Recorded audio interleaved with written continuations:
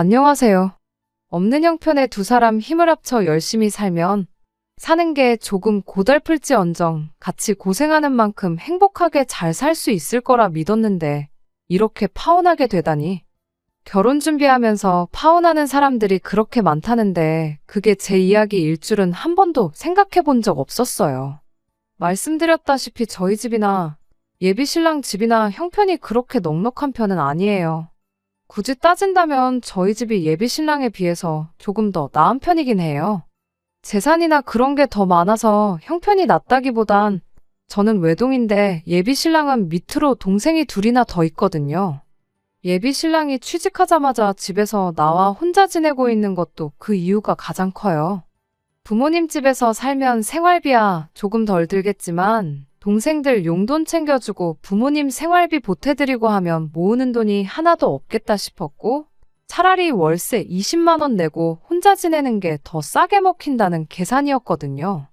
저도 직장 생활 시작하면서 그때부터 집에서 나와서 살기 시작했어요. 하지만 예비 신랑과는 상황이 많이 달랐죠. 일단 독립해 나올 때 집에는 단순히 출퇴근 문제 때문에 독립을 하는 거라고 설명하긴 했지만 저는 예비 신랑과는 반대로 저희 부모님이 어떻게든 저를 도와주고 싶어 하시는 게 부담이 돼서 집을 나온 이유가 더 컸습니다. 제가 직장이 생긴 만큼 부모님을 도와드려도 모자랄 판국에 괜히 저 때문에 안 먹어도 그만인 고기 반찬 끼니마다 하나씩 챙겨주시려고 하고 어떻게든 제가 월급을 받는 대로 고스란히 모을 수 있게 자꾸만 안 해도 되는 지출을 하려고 하시는 부모님이 반대로 부담이 돼서 집을 나온 이유가 더 컸어요. 20대 중후반, 많지 않은 나이로 결혼을 결심하게 된 게 서로 각자 다른 이유긴 했지만 어쨌든 집에서 나와 독립된 인생을 살고 싶었던 이유도 컸습니다. 게다가 두 사람 다 집에서 나와 살고 있는데 결혼해서 한 집으로 살림을 합치면 얼마 안 되긴 하지만 한 사람분 월세나마 줄일 수 있고 결혼 전에 돈 모아서 결혼하나 결혼하고 나서 돈을 모으나 그게 그거라는 생각도 들었거든요. 결혼하고 나서 돈을 모은다면 가정이 생긴 만큼 저희들도 더 아껴 쓰게 될 테고 양가 집에서도 결혼해서 살림 꾸리고 있는 자식들에게 경제적인 지원을 쉽게 기대하지 못할 테니까. 여러모로 결혼을 하루라도 일찍 하는 게 낫다는 판단이었습니다. 조금 이기적으로 보일지는 몰라도 일단 우리가 당장 돈 얼마 들이면서 생색내는 것보다 한 살이라도 어린 나이에 바짝 고생해서 하루라도 빨리 안정된 가정을 꾸리는 것이 당장 양가 집에 돈 얼마씩 도와주는 것보다 순서가 먼저다라고 생각을 했기 때문이에요. 그렇다 보니 결혼할 때 부모님 도움은 기대도 안 하고 있었습니다. 둘이 있는 돈 없는 돈 끌어모아 월세에 새들어 살지언정 부모님 도움 없이 두 사람 힘만으로 한번 잘 살아보자고 결혼을 준비하고 있었죠. 결혼을 이른 나이에 하기로 한 만큼 저희 주머니 사정이 넉넉한 편은 아니었습니다. 제가 모아놓은 돈이 2천에 일할 때 필요해서 구매한 중고차 한 대가 전부였어요. 예비 신랑은 현금으로만 3천을 가지고 있었고요. 그래도 이쪽 지역이 10평대 오래된 아파트를 전세로 잘 구하면 1억 정도면 들어갈 수 있는 그런 지역이다 보니 둘이서 합쳐 5천이 그렇게 쪼들린다는 느낌은 없었습니다. 대출 5천 받아서 이자 내는 거나 한 사람분 월세 내는 거나 거기서 거기니까 그렇게 월세 낸다는 심정으로 차곡차곡 돈을 모아서 조금씩 집을 넓혀나가면 된다고 생각했어요. 우리 부모님 세대가 그랬던 것처럼 한번 맨 땅에 헤딩 한번 해볼 생각이었습니다. 꿈도 그렇게 큰 편도 아니었어요. 월급 모아서 살 수 있는 집이 요즘 세상에 한계가 있잖아요. 그냥 나중에 아이 둘 낳고 내 가족이서 부족함 없이 살만한 그런 적당한 아파트 구하고 나면 그때부터는 돈 욕심 그만 부리고 그때부터 우리 두 사람 인생도 즐기고 아이들 키우면서 화목한 가정도 이루며 동시에 가족들도 챙기고 그럴 생각이었습니다. 결혼 날짜를 비수기로 잡으면 또 생각보다 많이 아낄 수 있었다 보니 결혼식 날짜 잡는 것도 서두를 게 없었죠. 그렇게 어떻게든 결혼 비용도 한 푼이나마 더 아낄 생각하면서 이리저리 백방으로 알아보면서 한참 결혼 준비를 하고 있었어요. 그렇게 한참 결혼 준비하면서 열심히 인생을 살아가던 중 어느 날 예비 시어머니하고 한번 같이 식사 자리를 갖게 된 적이 있었습니다. 예비 신랑도 그간 바빴던 건지 예비 시댁에 한 달 반, 거의 2달 가까이 밟기를 못했던 것 같아 보였어요. 예비 시어머니가 예비 신랑한테 먼저 얼굴 까먹겠다는 말을 꺼내셨고, 예비 신랑도 예비 시어머니한테 요즘 통 바빠서 시간이 나질 않는다며 그간 어떻게 지내셨냐 안부 인사를 물었습니다. 그리고 그 질문에 예비 시어머니가 툭 던지듯 말 한마디를 꺼냈습니다. 이 모든 일의 시작이나 마찬가지인 말이었죠. 니들 결혼한다고 요즘 집 알아보러 다니느라 아주 피곤해 죽겠다고 그런 말을 꺼내왔으니까요. 생각도 못한 말에 저희 둘 다 깜짝 놀랐죠. 집안 형편 힘들다고 땡전 한 푼 받을 생각도 없었는데 난데없이 집을 알아보고 계신다니까 말이에요.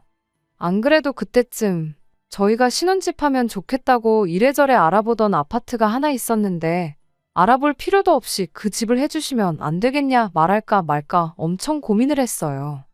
왜냐하면 예비 신랑이랑 제가 다니는 회사가 서로 위치가 다르다 보니까 신혼집을 구하는 데 있어서 위치가 중요한 고려사항 중 하나였거든요. 물론 제가 차가 있는 만큼 신혼집 위치가 어디든 간에 조금 유리한 편이기는 했지만 그래도 일할 때도 하루 종일 운전해서 다니는데 출퇴근 거리라도 조금 가까웠으면 싶은 욕심이 있었거든요.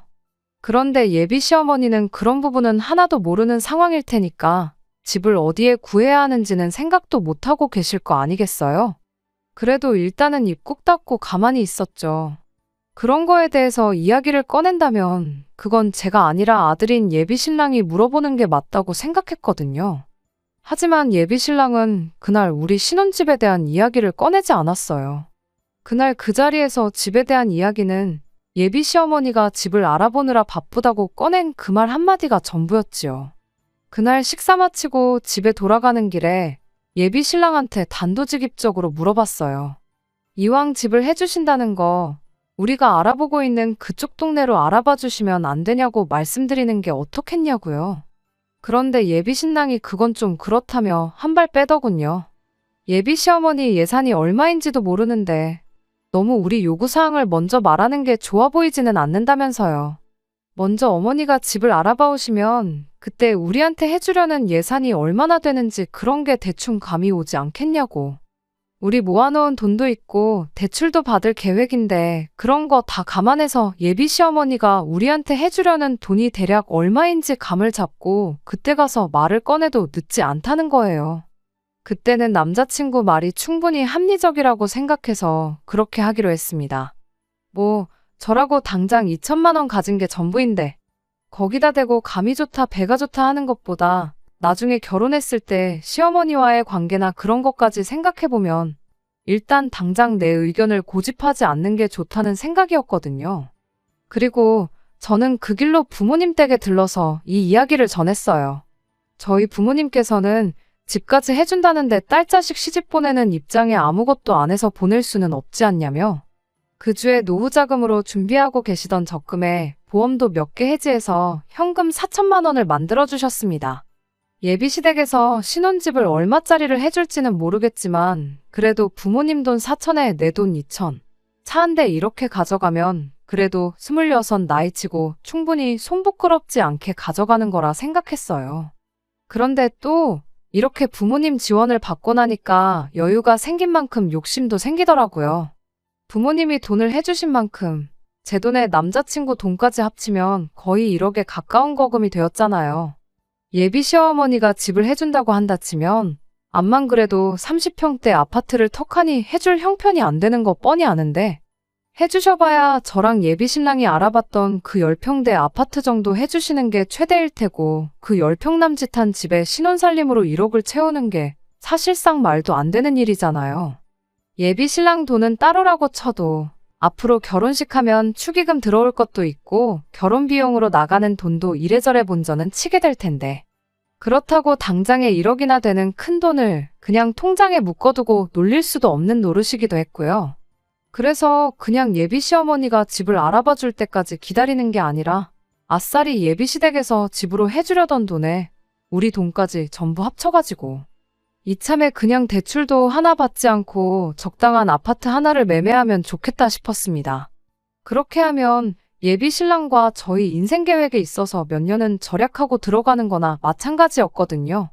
전세로 시작해서 최대한 돈을 모아가지고 더 좋은 집으로 이사 나가는 그 계획에서 시작 단계부터 몇 단계 뛰어넘을 수 있는 건데 이보다 더 좋은 방법이 또 있겠나 싶었죠.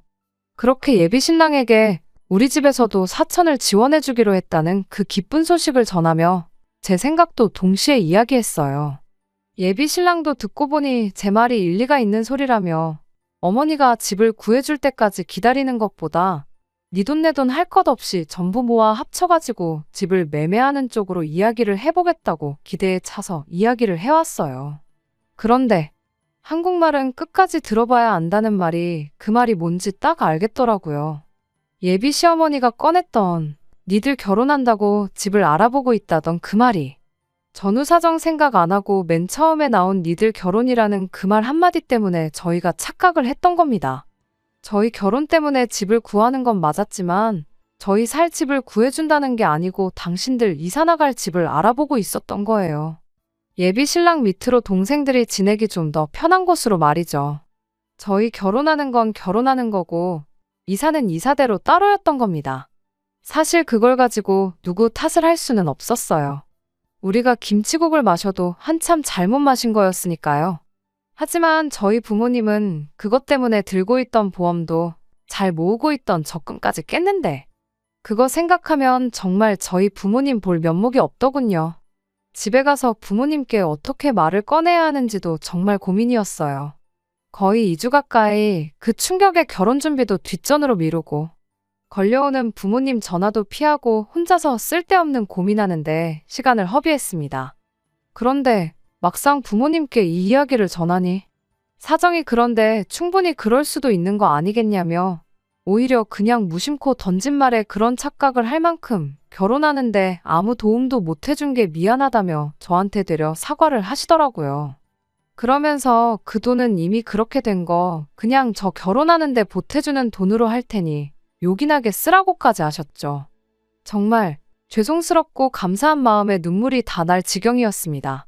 아무튼 그렇게 계획 하나가 잘못 들이킨 김칫국 한 사발 때문에 완전히 헝클어지긴 했지만 저희 부모님의 배려로 결혼 자금은 거의 2배 가까이 늘어나게 된 상황이었습니다. 원래도 제가 이천에 중고차 한 대 대충 1,000만 원 잡고 예비 신랑 돈 3천만 원 이렇게 해서 각자 3천씩 반반 결혼을 하는 거라고 생각하고 있었는데 이렇게 된 거 예비 신랑도 예비 시부모님께 어떻게 상황을 잘 설명해서 조금이나마 지원을 받아왔으면 좋겠다 싶었죠. 그렇게 되면 반반 결혼 맞춰서 하는 거니 어디서 말 나올 것도 없고 그렇게 하는 게 공평한 거니까 말이에요. 그렇게 되면 둘이 각각 7천씩 1억 4천 정도를 해오는 게 되는 거니까. 애초에 계획했던 것처럼 대출금 껴서 신혼집을 전세가 아니라 매매로 들어가면 좋겠다는 생각이었습니다. 그것만 해도 당초 저희 계획에서 한 계단 뛰어넘어 시작하는 거나 마찬가지였으니 말이죠. 당장 신혼살림이야 혼자 살면서 쓰던 거 가져와서 쓰다가 여유 생길 때마다 하나씩 바꿔나가면 그만인 거고 결혼 비용은 축의금 들어오는 걸로 본전은 뽑을 수 있다고들 하니 그렇게 하는 것만큼 또 좋은 방법이 없겠다 싶었거든요. 그런데 제가 결혼이라는 걸 너무 쉽게 생각했었나 봅니다. 정말 100번 양보해서 예비 신랑이 집에서 그 어떤 지원을 못 받아온다고 해도 저는 아무 상관없었어요. 집에서 지원금 받아와서 반반 결혼하자고 한 것도 순전히 저 혼자만의 생각이었으니까요.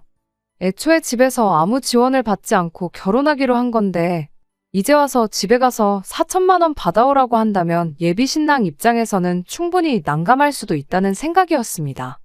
그러니 사실 아무 지원을 못 받아온다고 해도 그걸 가지고 예비 신랑을 원망하거나 탓할 생각이 전혀 없었어요. 그냥 4천만 원 더 대출받아서 이자 조금 더 내면 되는 일이라는 생각까지 가지고 있었죠.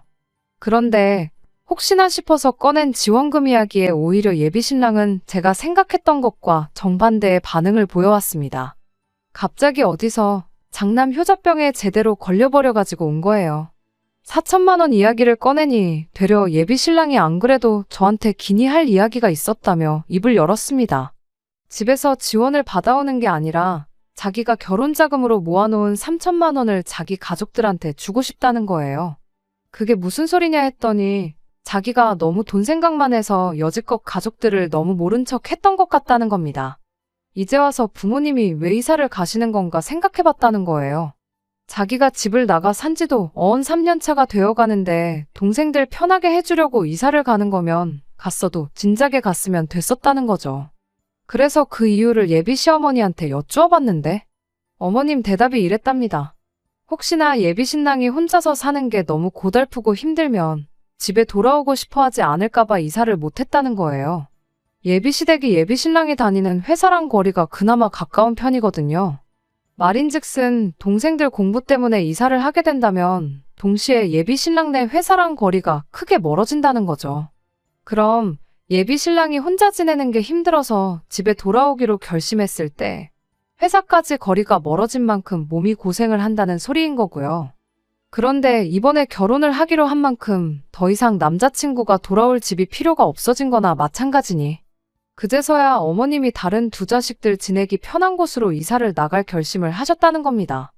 자기는 그간 가족들한테 돈 얼마씩 쓰게 될 게 싫어서 집을 뛰쳐나온 건데 정작 내 가족들은 자기 때문에 불편하고 힘든 거 감수하고 버티고 있었던 거 아니겠냐고. 한동안 그거 생각하니 밥도 잘 안 넘어가고 그랬다더라고요. 그러다 제가 부모님께 예비 시어머니가 알아보고 있다던 집이 우리 신혼집이 아니라 새로 이사갈 집이라던 말을 어떻게 꺼내야 하나 고민하던 그 사이에 예비 신랑은 어머님을 따라서 가족들과 새로 이사 가기로 했다는 집을 따라다녀왔다는 겁니다. 위치적으로 보나 뭘로 보나 먼저 살던 집보다 좋았는데 딱 하나 마음에 걸리는 게 있었다는 거예요. 그 집에 먼저 살던 사람이 아파트가 지어졌을 때부터 여지껏 쭉 그 집에서 살았답니다. 어르신분이라 집이 썩어가는데도 아랑곳하지 않고 집 한 번 안 고치고 쭉 말이에요. 그래서 집골이 아주 말이 아니었다는 겁니다. 벽지 여기저기 가구가 놓여있던 자리 뒤쪽으로 곰팡이가 쓸어있고 샤시도 녹이 슬어서 썩어있다고 해도 무방할 정도로 말이에요. 그래서 생각한 게 얼마 못 모아놓은 자기 돈이나마 가족들한테 전부 주고 싶다는 겁니다. 그 돈으로 집 고쳐서 살라고 말이에요. 곰팡이 쓸어있는 부분은 벽지로 새로 덮는다고 나아지는 게 아니라더라고. 그게 또 건강에도 그렇게 안 좋다지 않냐면서 결혼하면서 마지막으로 가족들한테 큰 거 선물 하나 해주고 싶다는데 마음이야 이해가 가지만 어이가 없었어요. 우리가 일찍 결혼하기로 정했던 게 그만큼 빨리 가정을 꾸려서 우리 삶의 안정도 찾고 그걸 기반으로 가족들도 도와주기로 했고 그런 거잖아요. 그러니까 말인즉슨 마지막으로 도와주자는 게 아니라 시작부터 있는 돈 다 퍼주고 시작하겠다는 소리나 마찬가지였죠. 여지껏 가족들한테 땡전 한 푼 주기 싫다고 독립해 나와서 살았으면서 이제 와서 그게 후회된다고 얼마 안 되는 돈이나마 전 재산을 퍼주겠다고 하니 어이가 없었죠. 예비 신랑한테 나라고 우리 부모님 안 도와주고 싶겠냐고. 일단 우리가 먼저 자리를 잡는 게 우선이고 도와드리는 건 그 다음이 되는 거 알고 있지 않느냐고 했더니 그 말에 한다는 소리가 글쎄. 제가 부모님한테 받아온 돈 4천을 안 쓰고 돌려드리면 똑같아지는 거 아니냐입니다. 그게 무슨 어린 반푼어치도 없는 소리냐 했죠. 그랬더니 예비 신랑이 이해가 안 되냐면서 그 돈을 돌려드리면 저희 부모님한테는 여유자금이 4천이나 생기는 거 아니냐고. 자기가 가족들한테 자기 돈 해주는 거랑 따지고 보면 똑같은 거 아니냐는 거예요. 어이가 없어서 너는 계산을 할 줄 모르는 거냐 아니면 네 편한 대로 계산을 하고 있는 거냐 한마디 따졌습니다. 애초에 없던 돈이 생긴 건데 나는 0이 되는 거고 너는 마이너스가 되는 건데 그게 어떻게 똑같을 수가 있냐고 계산 똑바로 하고 떠들라고 했죠. 멍청이가 아니고서야 계산을 그렇게 할 리가 없을 텐데 예비 신랑도 그걸 상정 못했다고 생각하지는 않습니다. 그냥 이제 와서 가족들한테 어떻게 퍼주고 싶으니 말도 안 되는 억지를 부리는 거라고 생각했어요. 아니나 다를까 예비 신랑이 입에 거품을 물면서 저한테 따지고 들더라고요. 어차피 그 돈 없이도 하기로 했던 결혼인데 이제 와서 그게 뭐가 중요하냐고요. 세상에 돈 3천씩 들고 결혼하는 사람들이 어디 있냐고. 자기 3천이 있으나 없으나 그렇게 큰 차이는 없다는 겁니다. 당초 계획이 전세 대출 받아서 1억짜리 집에 들어갈 계획 아니었냐고. 5천을 대출받나 1억을 대출받나 이자 내는 거 계산해보면 그렇게 큰 차이가 나는 것도 아니랍니다. 그러니 정 모하면 부모님 돈도 돌려드리고 저도 제 모은 돈까지 부모님한테 드리라고. 그리고 아예 돈 빵원으로 한번 시작해보자면서 끝까지 자기 돈은 가족들을 위해 써야만 하겠다네요. 이날이때껏 가족들한테 땡전 한 푼 해주는 게 아깝다고 혼자 지내는 월세에 생활비까지 부담해가며 혼자 쓰고 싶은 대로 펑펑 쓸 때는 언제고 이제 와서 갑자기 장남 효자병이 걸려서 가족들한테 퍼주지 못해 안달이냐고. 그렇게 가족들 생각에 눈물이 앞을 가리면 그냥 맨몸으로 결혼하는 게 아니고 지금부터라도 가족들 뒷바라지 하면서 살라고 결혼도 없었던 일로 하자고 한마디 해줬습니다. 그런 제 말에 예비 신랑은 눈 하나 깜짝 안 하고 그러자고 되려 큰 소리를 치더군요. 결혼 준비만 거의 반년을 넘게 하고 있었는데 그 기간이 무색하게 파혼하고 끝내버리는데 단 하루밖에 걸리지 않았습니다. 처음에는 진짜 파혼하게 된 건가 싶고 연애 시작했을 때부터 결혼 준비하던 때까지 일들이 다 거짓말 같고 믿을 수가 없었는데 며칠 지나지 않아서 그런 마음은 사라지고 오히려 속이 후련해지더라고요. 시작부터 이 모양인데 앞으로 봐야 할 더러운 꼴 생각해보면 차라리 이렇게 된 게 나중 가서 같은 이유로 이혼하는 것보다 100번 나은 게 아닌가 싶었거든요. 그런데 그렇게 일주일 지나서 예비 신랑이 저희 집까지 찾아와 저한테 싹싹 빌기 시작했어요. 집단에는 연애하면서 몇 번 말다툼 했던 거랑 똑같은 거라 생각했나 봐요. 그런데 며칠이 지나도 제가 연락도 다 무시하고 그러고 있으니 사태의 심각성을 그제서야 깨달았는가 보더라고요. 그날 사과를 했어도 모자랄 판에 이젠 파혼으로 협박까지 하려는 사람인 걸 알았는데 이런 사람과 결혼할 이유가 하나도 없다 싶었어요. 그렇게 예비 신랑한테 구질구질하게 집까지 찾아오지 말라고 가서 가족들 뒷바라지나 실컷 해주라고 속 시원하게 한마디 해주고 얼굴에 소금까지 뿌려줬어요. 재수 온 붙는다고 얼른 꺼지라고요. 26 나이로 부모님 신세지기 싫다고 걱정 끼쳐드리기 싫다고 뭐 하나 가진 거 없는 상태에서 결혼하려고 했던 게 참 후회가 됩니다. 오히려 그것 때문에 부모님이 제 걱정만 실컷 하게 만든 격이니 말이에요. 옛날이면 진작에 결혼해서 벌써 애도 있을 나이긴 하지만 지금은 그렇게 많은 나이도 아니잖아요. 어린 나이로 이혼녀 딱지 달고 사는 것보다야 이렇게 파혼해서 인생의 두 번째 기회를 얻은 게 오히려 다행이다 싶습니다. 늦은 나이도 아닌데 천천히 제 능력 쌓아가고 좀 더 준비해서 그 인간보다 좀 더 제대로 된 동반자를 찾으려고요. 예비 신랑은 끝내 자존심 지키려고 했던 건지 여태 모은 돈으로 끝내 가족들 새로 이사간 집 리모델링을 해줬는가 보더라고요. 아들이 파혼까지 해가며 고쳐준 집인데 아무쪼록 가족들이 알콩달콩 그 집에서 행복하게 지냈으면 좋겠습니다. 끝까지 들어주셔서 감사합니다. 오늘의 사연은 여기까지입니다. 구독과 좋아요, 알람 설정 부탁드리고 더 좋은 사연으로 다시 찾아뵙겠습니다. 감사합니다.